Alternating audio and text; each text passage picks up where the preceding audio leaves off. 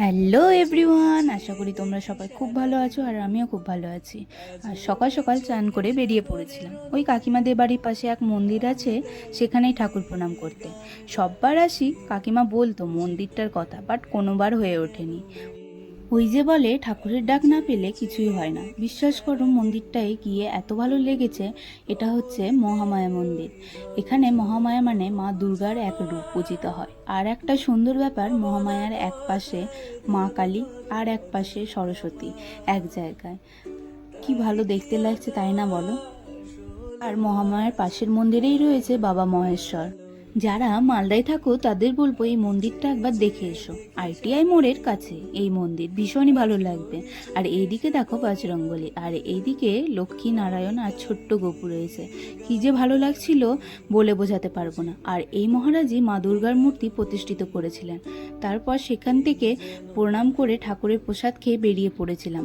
যাচ্ছিলাম পিসির বাড়ি টোটো করে। 20-30 মিনিট মতো লাগে মালদা থেকে, কাছেই। এই প্রকৃতির মাঝে সবুজ দেখতে দেখতে যেতে কি যে ভালো লাগছিল। আর এই দেখো এসে পৌঁছে গেছি। এই দেখো, এটা হচ্ছে পিসিমণিদের দুর্গা মন্দির। এখানে অনেক বড় করে দুর্গা পূজা হয়, বাট কোনোবারই আসা হয় না, যেহেতু আমাদের বাড়িতেও দুর্গা পূজা হয়।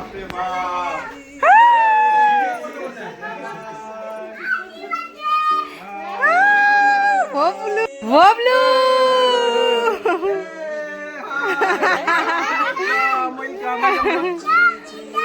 এই দেখো, এটা হচ্ছে পিসুমণির ঠাকুর ঘর। ও আজ যে কারণে আসা, আজ হচ্ছে পিসুমণির শাশুড়ির 10 বছরের মৃত্যুবার্ষিকী। তো সেই উপলক্ষে বাড়িতে ছিল নারায়ণ পুজো।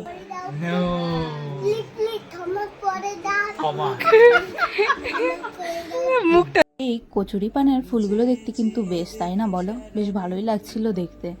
তারপর দুপুরে একটু লাঞ্চ করে নিয়ে আর ভাইপোর দুষ্টুমি দেখতে দেখতে একটু পর বেরিয়ে পিসুমনির বাড়ির ঠিক পেছনেই এই নদীটা।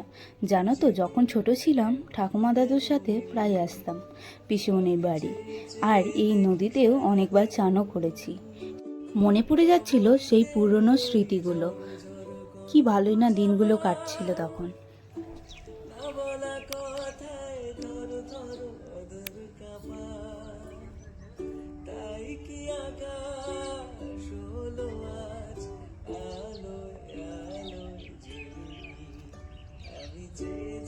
দেখি সারাদিন আজ ওই চোখে সাগরের নীল, আমি তাই কি গান গাই কি বুঝি মনে মনে হয়ে গেল মিল।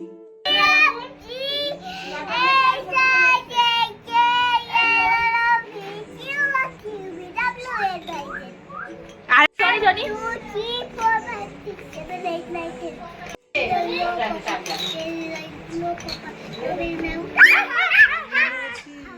কি ভাবছো, এত কিছু ভাইপো এমনি এমনি শোনাবে? না না, কখনোই না।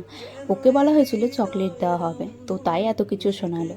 তো তারপর সবাইকে টাটা করে বেরিয়ে পড়েছিলাম। ভিডিওটা এখানেই এন্ড করলাম। ভালো লাগলে লাইক কমেন্ট করতে ভুলো না, জানো। Tata, by.